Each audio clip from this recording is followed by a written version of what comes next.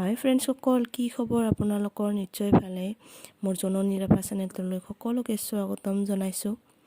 আৰু আজি দীপাৱলীৰ কাৰণে সকলোকে শুভেচ্ছা যাচিছোঁ।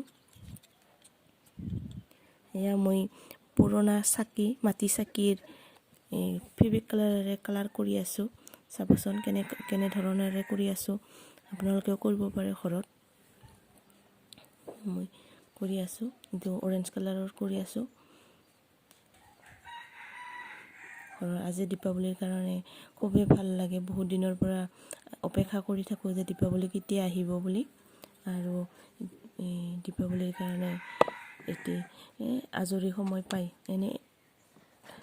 যিহেতু কাম শেষ হৈছে, এতিয়াৰ বাবে মই এনেই আছোঁ। এতিয়া কাৰণে মনত পৰিল যে মোৰ মেখেলা চাদৰ কৰি ৰাহি হোৱা ফেব্ৰিক কালাৰ আছে। সেইটো কাৰণে মই পুৰণা চাকি বিচাৰি লৈ এইখিনি ৰং কৰি আছোঁ।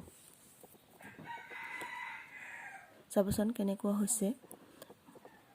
মই ডিজাইন কৰি আছোঁ, অৰেঞ্জ কালাৰ দি কৰি আছোঁ। খুবেই ভাল লাগে। আৰু আপোনালোকৰ যদি এই বছৰে কালাৰ আনিবৰ কাৰণে সময় নাই বা নাই, অহা বছৰ কৰিব। অহা বছৰ দীপাৱলীত এনেকৈ কালাৰ কৰি ল'ব। ভাল লাগে এনেকুৱা ডিজাইন কৰিলে। আৰু এনেও সজাই থ'ব পৰা যাব। চাকিখিনি ঘৰত সজাই থ'ব পাৰিব। মই অৰেঞ্জ কালাৰৰ এয়া বগা আৰু সেউজীয়া দিছোঁ। আৰু এইটো হৈছে স্কাই ব্লুত মই অৰেঞ্জ কালাৰ লগাম। বগাকৈ ফুট কৰি দিম। স্কাই ব্লু অৰেঞ্জ কালাৰ লগাম আৰু বগা লগাম। আৰু মাজত তাতে ফুল দিছোঁ। আৰু দুটাকৈ কালাৰ কৰিছোঁ। বগাটো কেৱল এটাই কৰিছোঁ। লাহে লাহেকৈ কৰিব লগা হয়,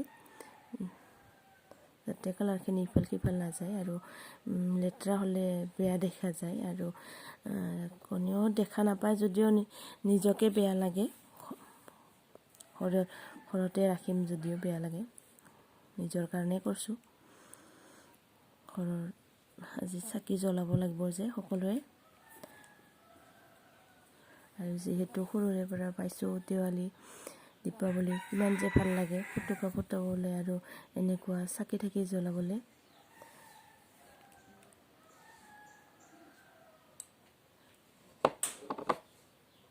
কালাৰখিনি হাতত লাগি ধৰে। আৰু মই এতিয়া কাপোৰ লৈ লৈছোঁ, পুৰণা কাপোৰ তাতে মুচি দিছোঁ।